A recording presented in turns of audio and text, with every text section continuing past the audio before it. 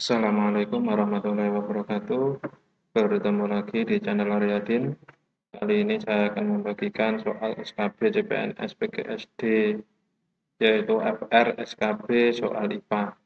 Jadi soal-soal ini hanya rangkuman saya yang berasal dari FR-FR yang beredar.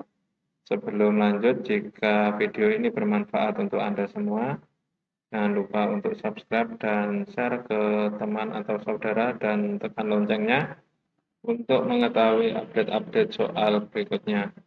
Mari kita lanjutkan ke soal.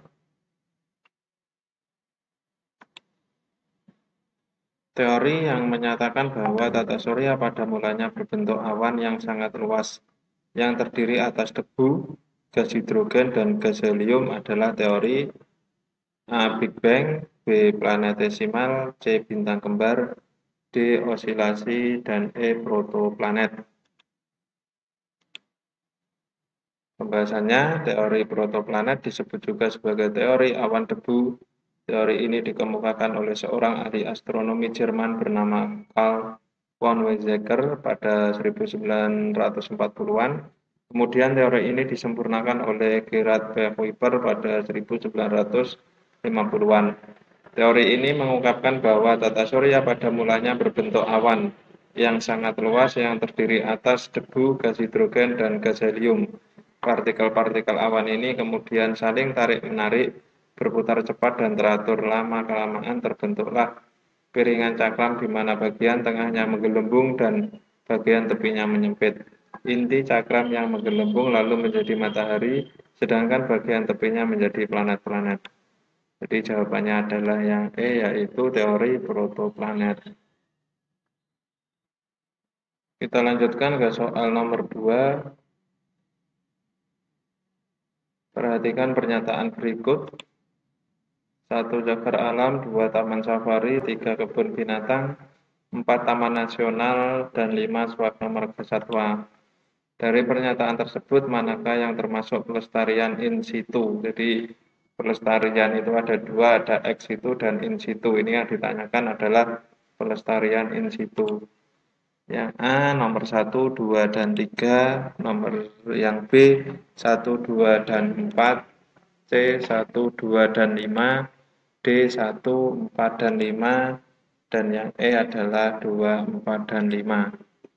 Jawabannya adalah yang D 1, 4, dan 5. Jadi cagar alam, taman nasional, dan swaka marga satwa. Pembahasannya, in situ adalah usaha pelestarian hewan dan tumbuhan yang dilakukan di habitat aslinya, contohnya cagar alam, swaka marga satwa, taman nasional, dan hutan lindung. Sedangkan ex situ adalah usaha pelestarian hewan dan tumbuhan yang dilakukan di luar habitat aslinya, contoh kebun binatang, taman safari, dan kebun botani.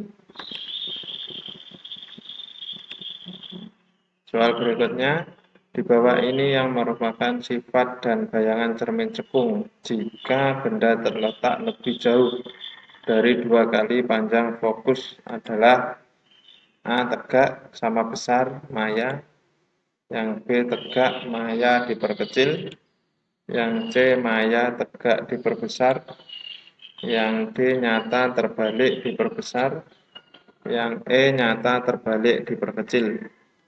Jawabannya yaitu yang E, nyata terbalik diperkecil. Untuk pembahasannya, bayangan yang dihasilkan cermin cekung bergantung letaknya. Jadi bayangan khusus untuk cermin cekung ini tergantung letak bendanya. Yang pertama ada 3 kemungkinan nih. Jika benda terletak di dekat cermin sampai dengan fokus cermin, bayangan yang terjadi maya tegak diperbesar. Jika benda terletak antara titik fokus hingga 2 kali panjang fokus, bayangan yang terjadi nyata terbalik diperbesar. Nah, ini yang soalnya yang ketiga ini, jika benda terletak lebih jauh dari 2 kali panjang fokus, bayangan yang terjadi bersifat nyata, terbalik, dan diperkecil. Jadi cermin cekung ini bayangan yang dihasilkan ada 3 kemungkinan ini, tergantung letak bendanya. Soal berikutnya, warna langit pada siang hari berwarna biru. Mengapa demikian? Yang A, karena ada penghamburan sinar ultraviolet yang mengenai atmosfer. Yang B, panjang gelombang warna biru paling panjang dan diterima oleh mata manusia. Yang C, mata manusia sensitif terhadap warna biru. Yang D, pantulan dari lautan yang berwarna biru. Yang E, partikel gas atmosfer menyerap cahaya matahari dan cahaya dipantulkan ke segala arah.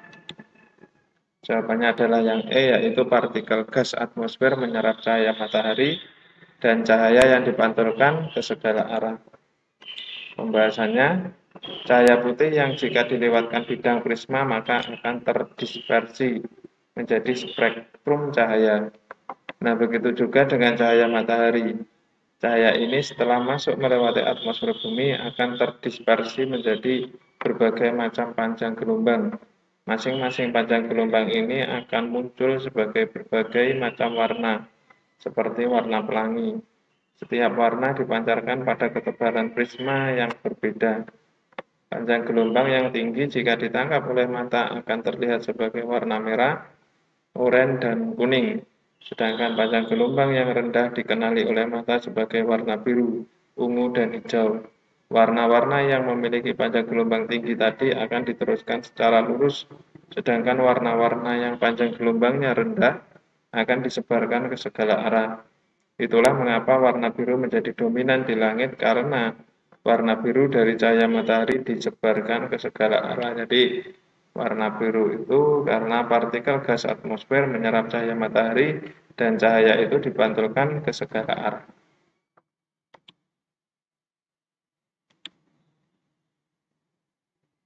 Soal berikutnya, ini soal yang terakhir. Alam semesta terjadi akibat ledakan dari sebuah gumpalan zat yang hebat kemudian pecah-pecah sehingga berkeping-keping dan berbentuk alam semesta dan benda-benda angkasa lainnya.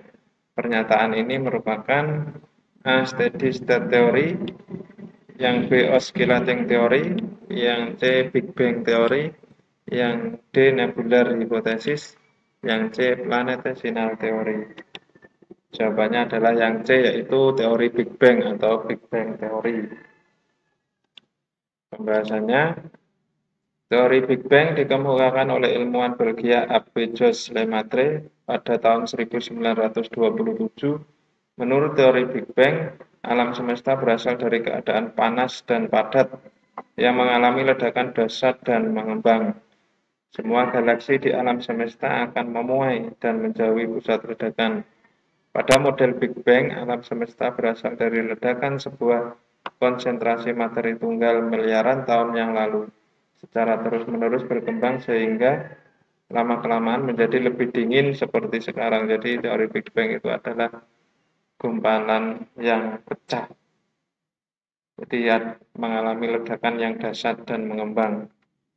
Ini beberapa soal yang saya rangkum dari FR-FR yang beredar.